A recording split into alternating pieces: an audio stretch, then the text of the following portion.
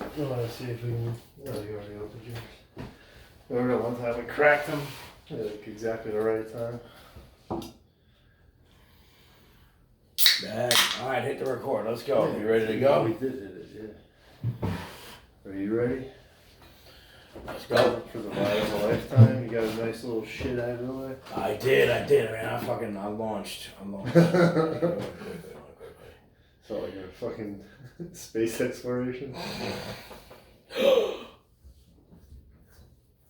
What, was that one of the conspiracy theory shows? Yes, 20-year project. 20-year project. Are we recording right now? Yeah, we're recording. Oh, shit, we're recording right now. Okay, so, a very credible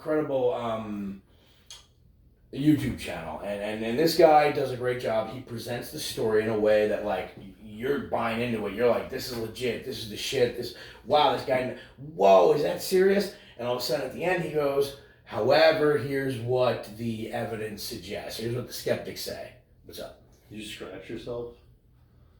Oh shit, I fucking did. The show must go on. No, that's not good, man. Okay, you see how I'm getting like this dry skin here? I never used to get that. Both elbows. It's like, and I was scratching myself in the goddamn... hallway? Oh shit, I don't want people thinking, alright, if I was going to do that, I would have hit that one right there, because that's a big one. Nah, man, I don't think anyone's going to think that. That's like my biggest fear, bro. Like, no, man, I know I fuck around, I get drunk, and I had that cocaine problem for a while. I don't want people to think I'm fucking mainlining shit. I mean, I do mainline with something. I hit that shit there and boom, but no, this was scratching, and that's not good, the fact that I scratch and I open it up. Like, my elbows here are getting chafed, they're getting dehydrated. I'm feeling like tightness in my hands, and I get these weird feelings down there in my ankle and my foot. Like, have you seen a doctor? I don't have health insurance. But as of a couple of years ago, I was pre-diabetic, and like all of my older relatives, like direct relatives, are diabetic.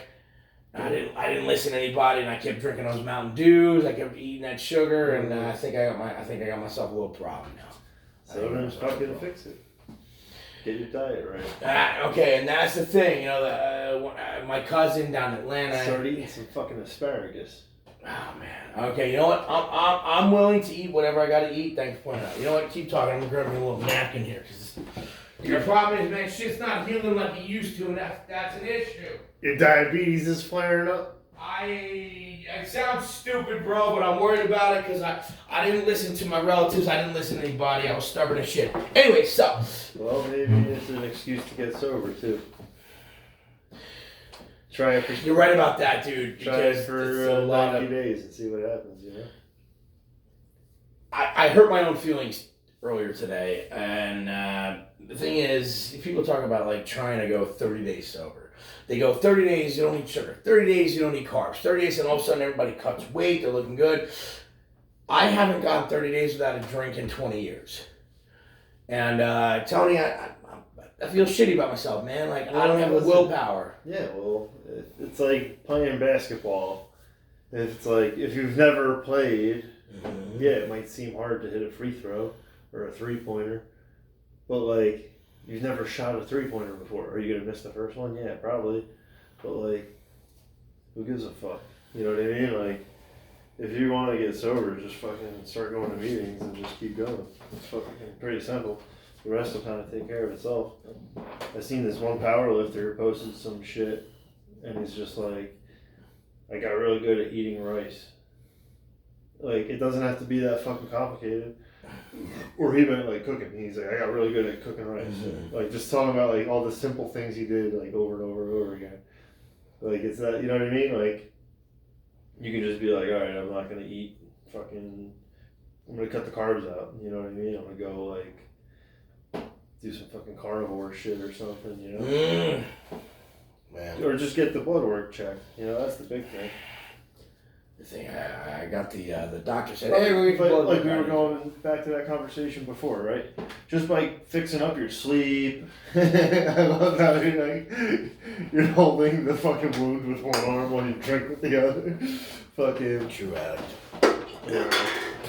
I do want to thank you, man, for You kept pushing, and you're the one guy. You're one of those guys where you're not like you need to do this, you need to do that. You're just like, yo, bro, if you do this, it's gonna make your life better. But I would ask you, and you'd say, hey, man, if you do this, it's gonna make your life better. You don't push me to do it. You just give me the information. And all of a sudden, like one day on a Monday, I listen to you, and all of a sudden now it's Wednesday night, Thursday morning. Man, I'm feeling better than I have in a couple of months. So the key is simplifying shit, man. Simplification and pattern and habit.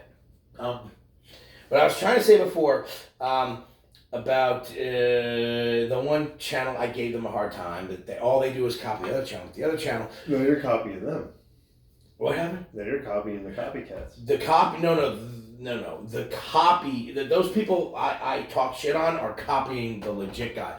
But the legit guy, like I said, he gives you the conspiracy and all this nonsense, and then he tells you like this is probably true. This is probably not true. He goes based on this research, this and that, and is a guy I put faith in because he doesn't trust the government. He thinks everything's a fucking lie, but he also says that you can't get too worked up and crazy because at the end of the day, you gotta understand that these people might just be fucking. They might not have like this grand conspiracy. They might just be stupid.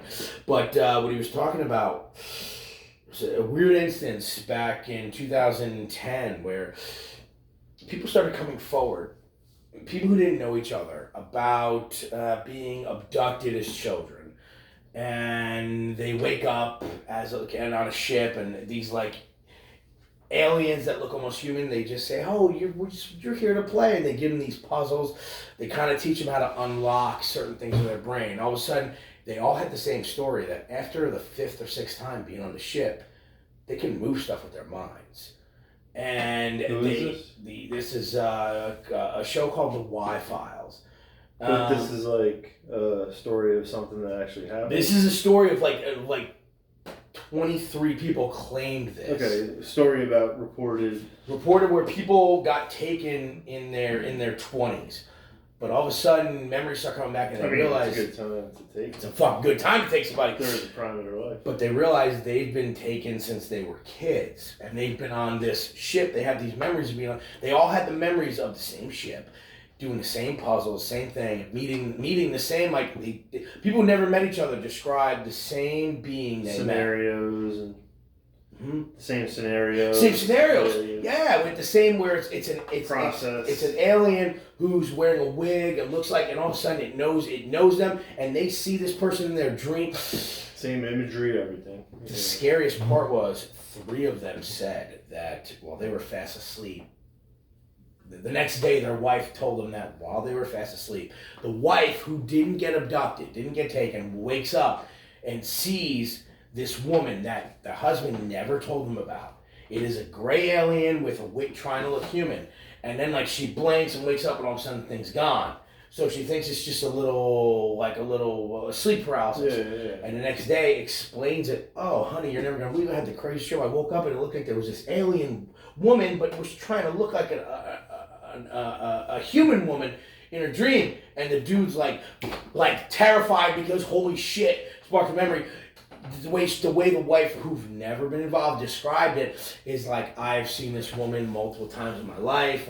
Then I realized, oh my God, since I was 8 years old, I've been astro projected to this ship and be given all these puzzles, and I can move stuff with my mind. And all these people who never met had a very similar story. And again, a few. So after all these people met the alien, they then were able to move shit with their. So all the same people that claimed to have the same alien experience then also had the same side effect to telepathically move something. But it gets even crazier than that. That they were convinced to give up their youth and their teenage and 20s to go to a base on the far side of the moon where they could astro project to help out this evil race of aliens that are out in the Kuiper Belt. The Kuiper Belt is the asteroid belt beyond Pluto, and they do a 20-year service. They're gone for 20 years. And all of a sudden, once the 20 years is back, they blink, they fall asleep, and they wake up, and they're 8 years old again. and they're like restarting. They had this whole life of getting married, doing this, doing that, and they were working on a fucking moon base and helping out these evil ass 20-foot tall fucking winged aliens out in the Kuiper Belt. And then they all had the same story where they woke up again in bed and they're 8 years old with memories of an entire life that realistically should have never happened. Where I did 20 years contracting work for this because the the U.S. government sold these people for 20-year what do they call it, contracts to this evil alien race, and but once they were done, they tried to erase the memories, but half the memories remained, and they were sent back to when they were 8 years old, and they remember first waking up and seeing this alien woman in their room. I don't know if I explained it properly, but this is something I saw. So these people traveled back in time? They traveled, they lived a whole life. So not only did the government sell them out to... Pipped them out. The government had a contract with the aliens. Yes. Sold them to the aliens. That's it. And then they were sent back in time at the end of it all? The end of it all, they were sent back to being little kids. Okay. Now, look, it's not my story. It's something I saw today.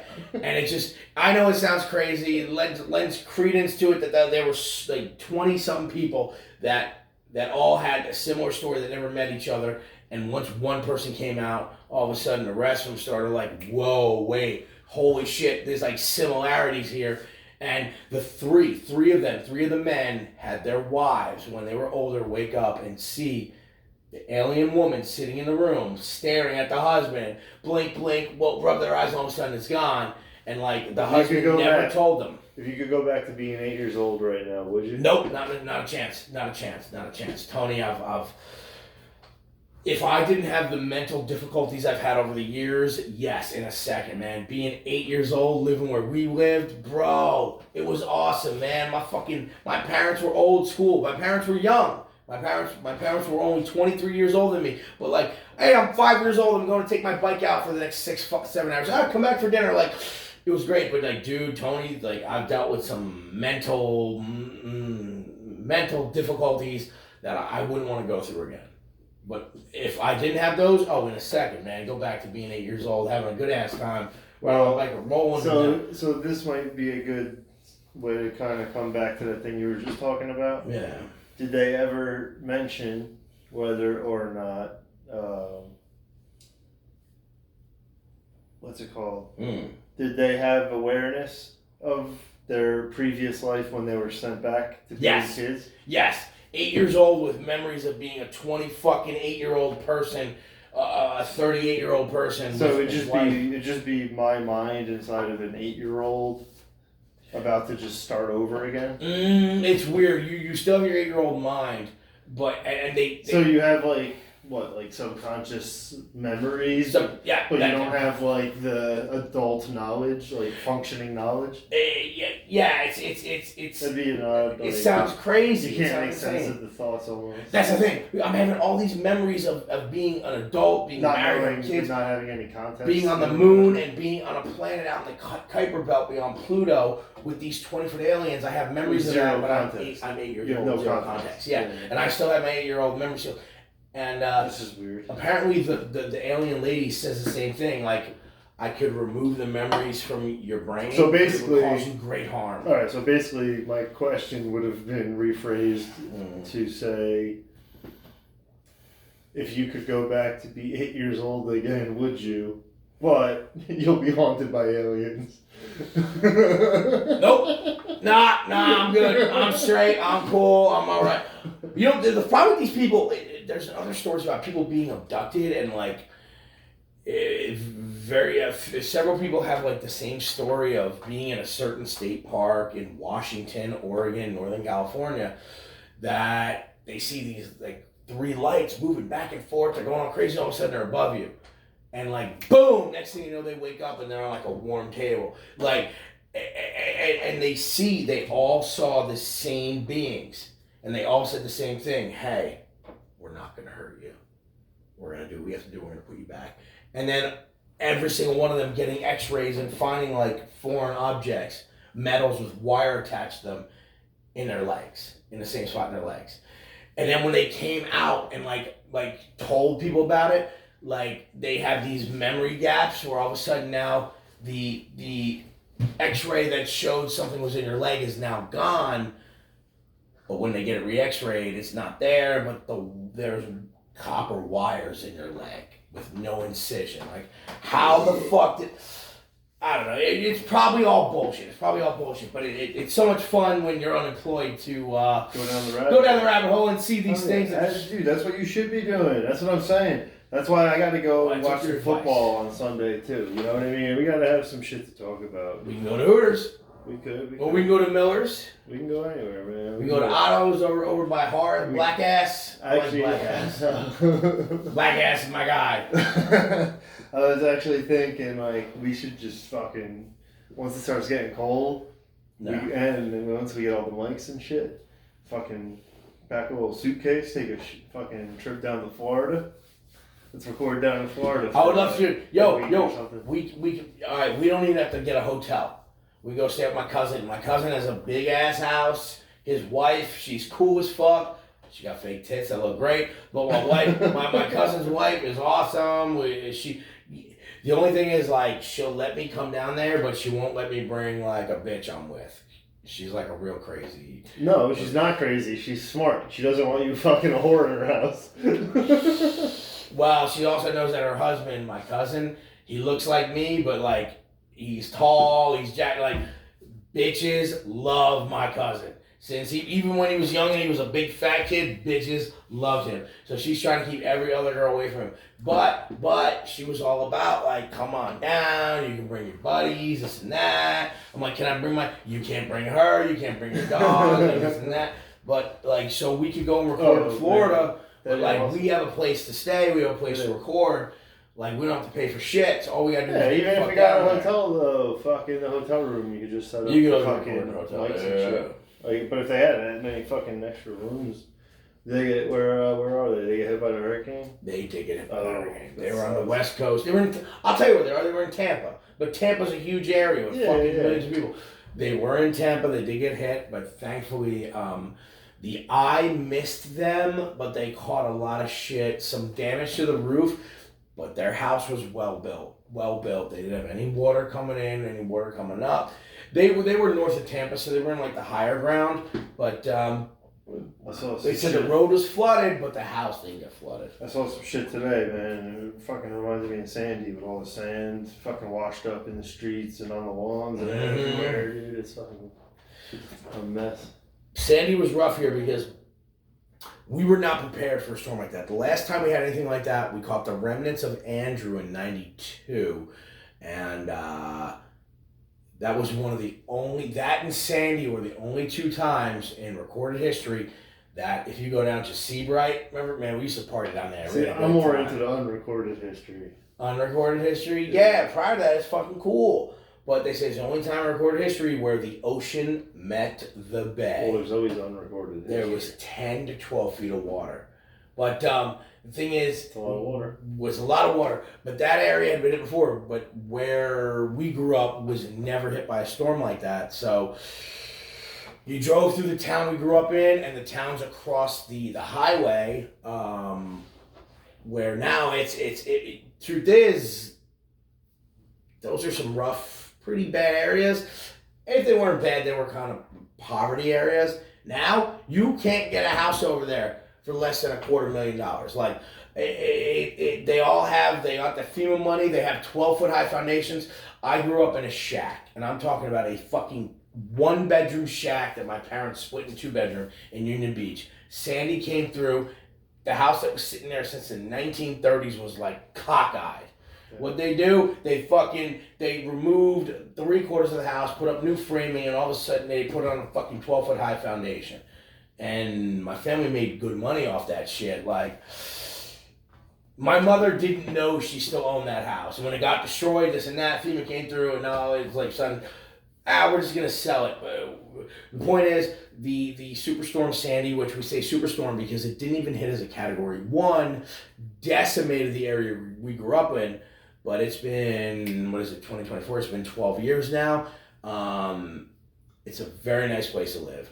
brand new real estate. Everything is built to FEMA the end result of like all the houses blowing up is kind of crazy. But I remember when it first happened, sand dunes were piling up to the fucking They're doing a bunch of shit down there now with all the sand and shit. Have you been down there at all? I have not. What's going on? I don't know. They're just doing a big project with all the sand and shit. Yeah, fuck it. And there was debris just piled up in the road. Like every place there was debris, they just piled up in the road. You know when I drove through there back in 2012 after the... You got two empty cup holders and you had to hit it on the table, huh? Sorry, bro. No, that was poorly. Yep. You're right. I missed the target. I missed the target. You know who the only people I saw out and about? The Amish. The Amish drove from upstate New York and from central PA come down and we're helping clearing out land. Oh, down here? They're in Sandy? They're in Sandy, yeah, man. Over in, and I'll say the town, Union Beach, Keyport, Keensburg, Belford, Port Monmouth. It was all Amish people. Really? It was all Amish people out there fucking. I know there was a lot of people coming in like a few weeks after the fact trying to like do like tree removal. Like you got, because like people were coming from like Michigan and shit. Well, because there was nothing but work. Our homeboy made a fuck ton of money back then. Our mutual buddy made a shit ton of money back then. Nice. But the Amish were there, and the thing about the Amish, they were kind of driving the price of labor down because they would come and start cleaning your yard, and these people were so thankful. They said, "What do I owe you?" And he'd say, "Nothing. Jesus sent us." Like they didn't want $1 for their work. Did you see this video of them moving a barn?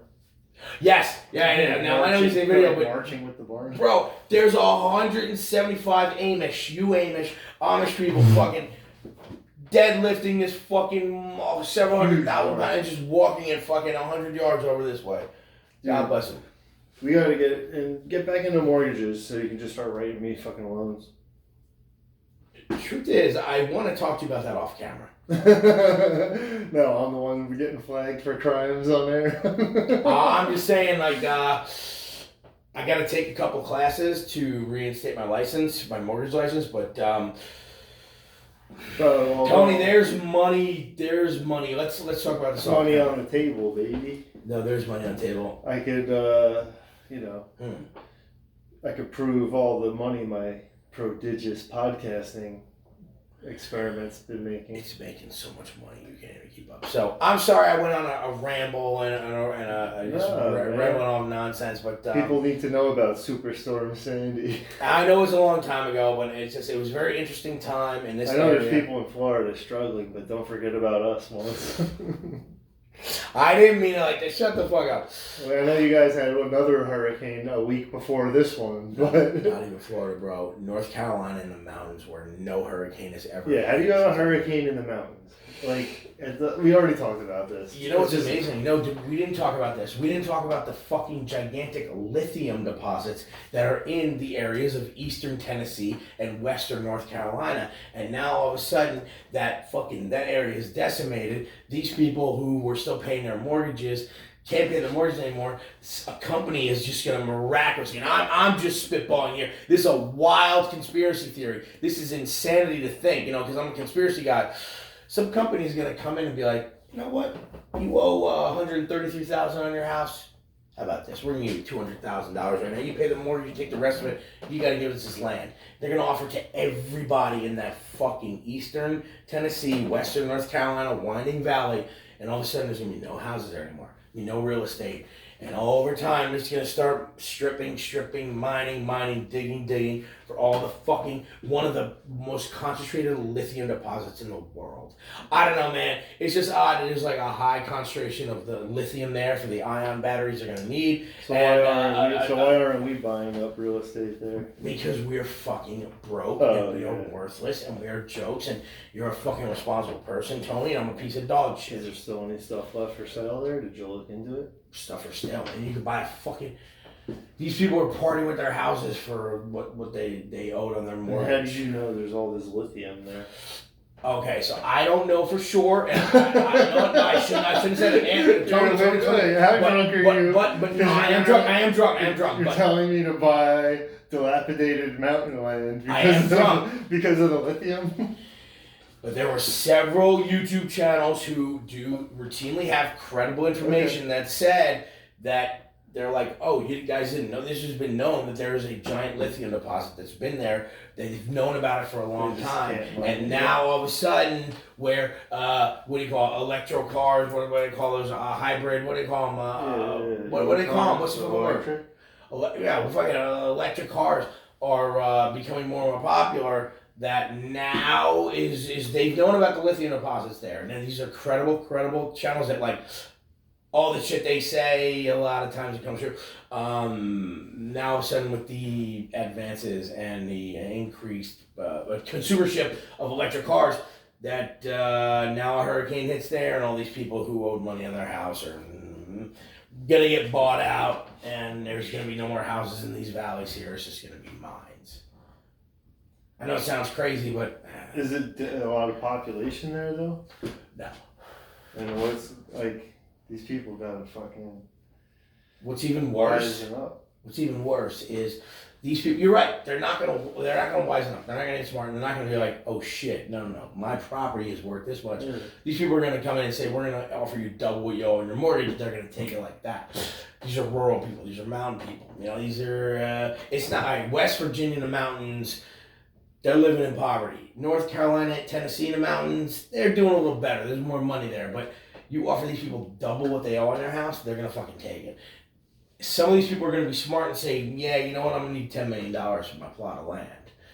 And either what's going to happen is someone's going to cut him a check, or him and his entire family, they're going to win the lottery and head out west and disappear into the Grand Canyon. They're just going to disappear off the face of the fucking earth. I had a point to that and I fucking forgot, and I apologize.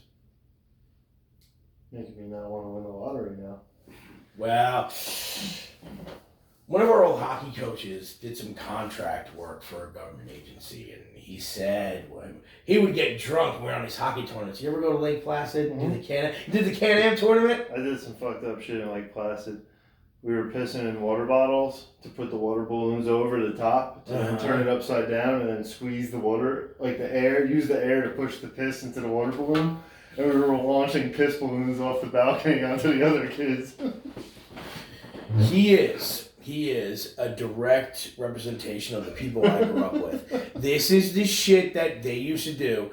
They, not me, we used to do all the time. Now, fucked up hockey shit. The hockey player, we did like the worst shit. I'm gonna ask you a question in a minute. Which team? Hold on, don't tell me yet. When we were younger. I'm sorry. Buddy Dave, my homeboy died, and his sister was married to a man from Northern Virginia, a DC suburb. When he came up for the funeral, and like me and my buddy who died, his buddies were telling him stories about what he did when we were kids. He's like, my wife, which is my buddy's sister, told me about it. He's like, I thought she was joking.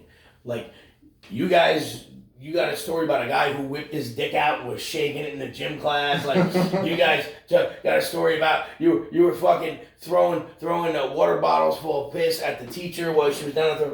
Like the stories we were telling, this guy, my buddy's sister told her husband, he did not believe. And Einstein was like, no, we did all this shit. He's like, I thought she was full of shit. I thought she was joking. Like, I had no idea people were this insane. So we're over here like laughing. This is all fun and games. To us, this was like a Tuesday. So which team did you go up there with? Oh, I don't remember, man. Okay, I know what he's doing. He's not now. Because that team that he's talking about is still around. Maybe. I don't know. I haven't been that tapped into the hockey scene. Oh, they were talking about trying to get back on the ice, though. Yeah, I'd love to, but I'm not going to be welcome back with Doria. Fuck, should have said that. I should have said that. That's my guy. I've known the man 20 years. I'm hosting it. I don't give a fuck. I'm not going to be welcome back into that circle. And I fucked it up even worse. I'm not going to be welcome back into that circle. Fucking John. This was summer 23, and her and I showed up after a 3-day coke binge.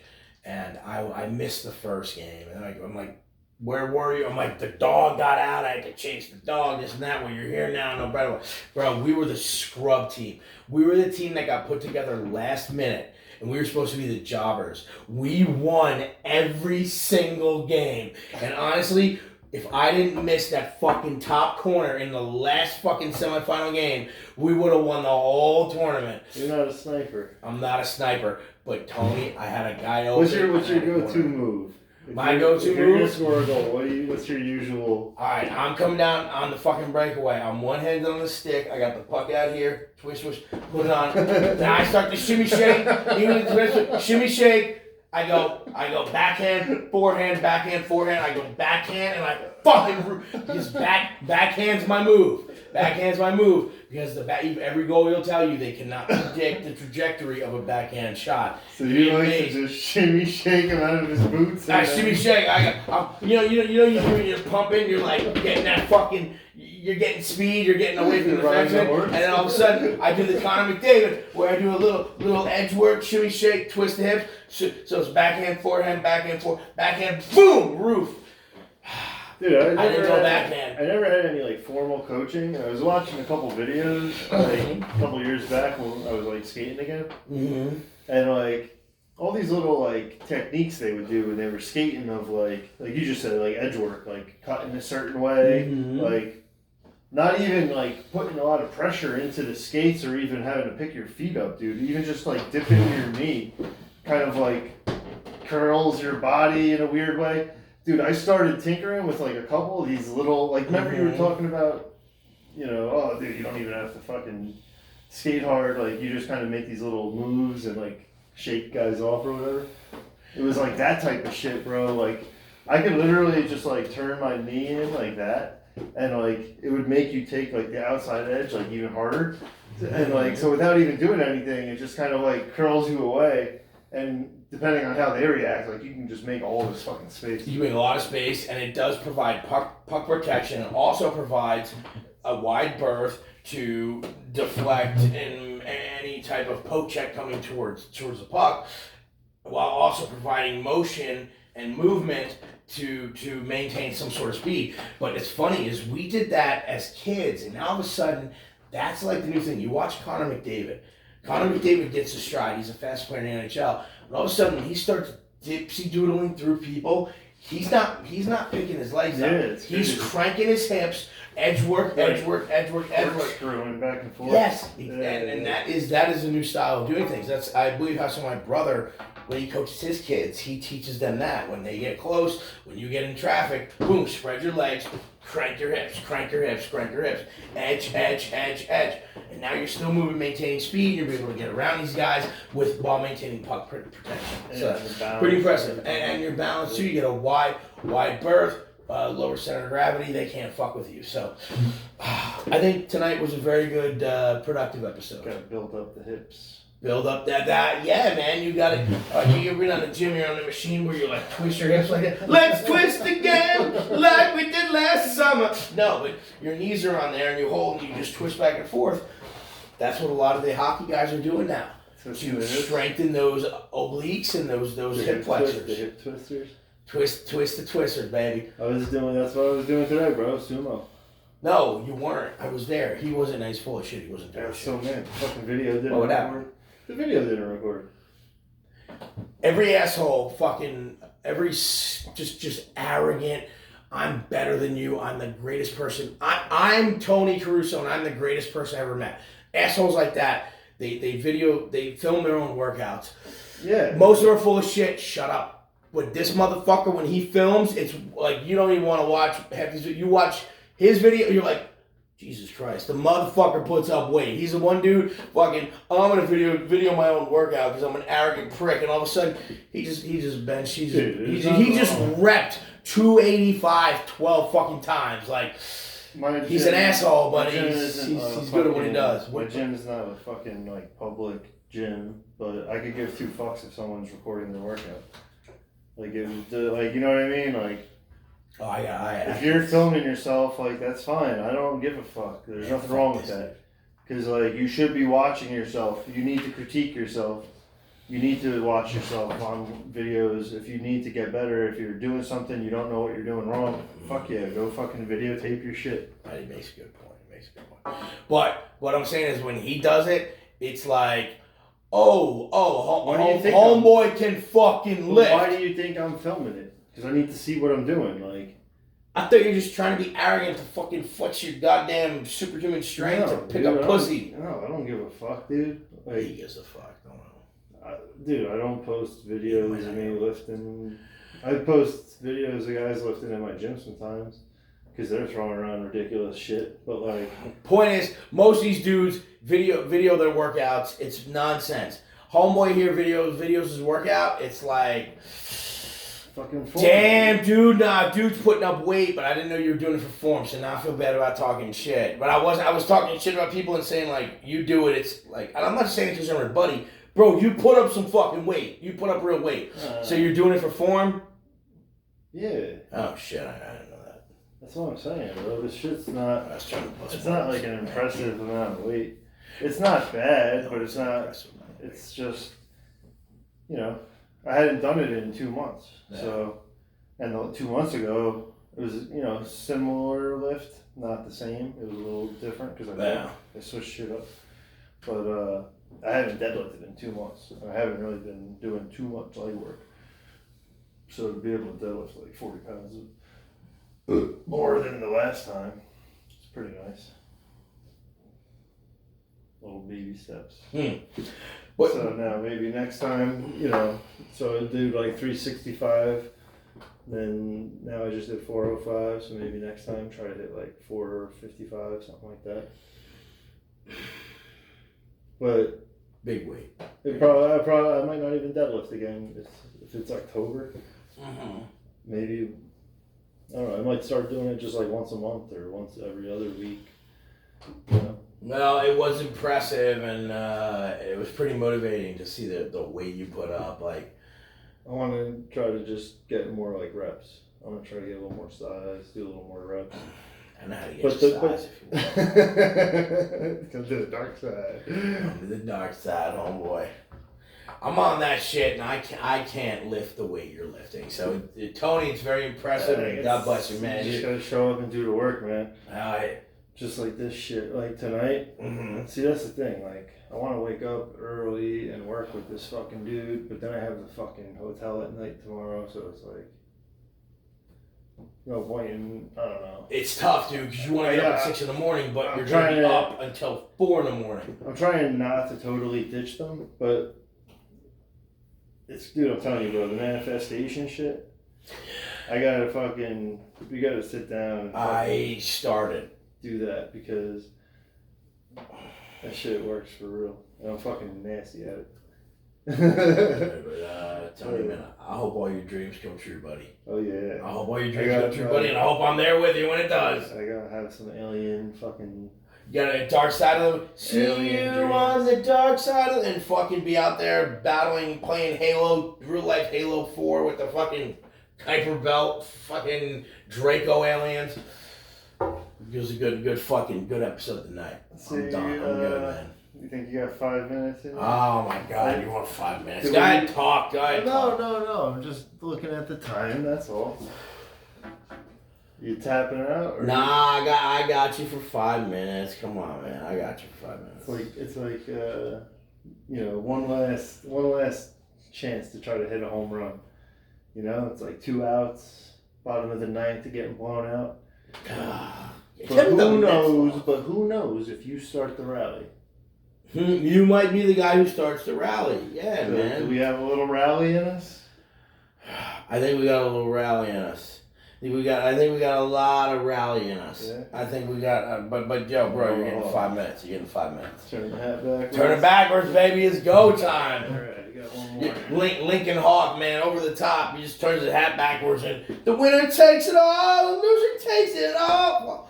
Is that the one where one arm is black and one arm is white? Nah, that's an old Sylvester Stallone arm wrestling handshake thing. Oh no, that's Predator, where Dutch Arnold Schwarzenegger meets up with Carl Weathers, and they fucking Dylan, you son of a bitch. And they flex in Arnold's arms, dude. I do like in that movie that Arnold fucked with Jesse Ventura. Jesse Ventura, so it's like, I was there. I'm from Minnesota. I live in the Yucatan now. The Baja, Mexico. If there was no discrepancies with 9/11, why wouldn't they let us up there to see the fallen I-beams? And apparently Jesse and Arnold were going back and forth about their arms, and Jesse said something about like, I'm gonna check with wardrobe, and Arnold went to wardrobe and got measured, and then he said, yo, if Ventura comes by here, tell him I'm 2 inches smaller. So Ventura goes up to wardrobe and is like, oh, he's like, do you have Arnold's measurements? And they said, yeah, we do. And they said, well, what were his biceps? I said, oh, he was this many inches, maybe 21 or 22, whatever. 19 or something. And he's like, I'm 2 inches bigger. Like, oh, I feel so. And they said, like, the next week, he went up to like, Arnold, we should measure who's bigger. Whoever's bigger, they owe us a bottle of Dom Perignon champagne. Arnold's like, that's a great idea. Let's take that. And they measured, and fucking Jesse Ventura was 2 inches smaller than. And he's like, how do you know? And then Arnold's like doing the interview with the behind the scenes, and he's like, yeah, I told the wardrobe to tell him I was 2 inches smaller. So he thought he was bigger, 3 inches smaller, so he thought he was bigger. Fucking dude, you can always be playing the mind games, right? Well, and it's funny. Arnold said the same thing. He goes, Arnold was a sociopathic, sadistic piece of dog shit. Like. So many guys who were in bodybuilding back in the 70s came to him for help, and he was like, well, the new technique is you flex and you scream, and you do the screaming, and He's like, this one guy did it, they rushed him off the stage because they thought it was crazy. Like, you've got to freeze the eggs and shove them up your ass. Shove them up your ass. It's the only way to get the protein. But he said, he's like, whether it's bodybuilding, he's like, or it's acting, he goes, I played these same mind games. Like, he's such an asshole. Dude, Arnold was such an asshole. I think the guy did that with me today, bro. He was like talking about like being at the gym. I was like, oh yeah, I'm gonna be by there in a minute, man. I'll see you in a little bit. Mm-hmm. And then like I get there, and I was gonna go work out anyway. Yeah. But I got there, and he's like not chilling. He's not there. I'm like the only one there. And I was like, all right. So I kind of started going and doing my thing. I did like a whole, built up to like a whole exercise or whatever. Mm-hmm. I take my time. I was probably there for like an hour maybe by the time I was like done deadlifting. And he never showed up. You know what I mean? But I think he does that shit on purpose to just like get me to go show up at the gym. You better be ready. Just because he knows if I show up there, I'll start like tinkering around and fucking around and doing shit. So I think he does that shit just to trick me into going. I used to hate lifting with this motherfucker because we'd be doing a warm-up exercise. It's like, bust out 30 of them. And I'm laying on a fucking, an incline chest press or dumbbell fly. But I'm facing down and I'm taking the weights and I'm going like that. He's like, just do 30 of them. Dude, I get to 15. My arms are screaming. This asshole's like, bam, bam, just banging them out. And I'm like, 20, 21. He's a fucking dick. I was thinking about going back tonight, maybe doing some shoulders and shit. So I think one of the things I want to start pairing up is deadlifts and shoulders. So two body parts that will never cross each other to where you might have to worry about training one to train the other. Well, I saw an old video. Branch Warren and Johnny Jackson were doing it as part of one. I like those guys. Part of one of their splits. Those old Texas syndicate. But it makes a lot of sense because if you split it up, where like if you're doing legs and back, if you're deadlifting and squatting in the same week, or maybe on and off, either way, if you have like the weekends, if you're doing legs, and then middle of the week you're doing shoulders and your deadlifts. But the way I was like breaking it up is like I can do back without deadlifting, right? And then still deadlift like a day or two later, right? Mm-hmm. So I could do like chest and back very close to each other. So like one day I might do chest, or maybe I'll do back the day before, or whatever. I'll do one and one. So if back and chest are close together, and then halfway through the week you do arms, you do bis and tris. It's kind of the same thing. You know what I mean? It's just, like, so you're stressing your bis and tris over here. You're stressing your bis and tris over there. But then in the middle, doing a shoulder day along with the lower body part where you're doing like deadlifts. So you're like staggering things. And I'm going to try that out, you know? I think it offers a lot of flexibility too because it's a 5-day routine where like if you miss a day, maybe you throw shoulders and arms together, or maybe you do back and deadlifts and then maybe the next day you do shoulders and something or whatever. Maybe you do back and shoulders, you don't even deadlift, and then the next day you do arms. You know what I mean? You can kind of like split it up however you want. But even like one of my leg days, you know, doesn't have to be, I'm trying to just show up. I'd rather start doing like half workouts than like taking days off or even doing too much. So like the one day I went down to the gym over there, I was literally doing like the leg machine where you like push your hips out and pull your hips in. Yeah. I was doing that, calf raises, like, and maybe like some hamstring curls. Like I did a lot of hamstring curls. Man. That was all I did. And then today I deadlifted and it was like, after not deadlifting for 2 months, and it was like 40 pounds more. What's it called? Dorian Yates used to say, and Mike Menser, say it's like, you know, guys would take 2 or 3 or 4 weeks. I'd take a whole month off, and all of a sudden you come back, and you think you lost size, but all of a sudden you're putting up more weight than you did before, and that's because you have given your body ample time to rest.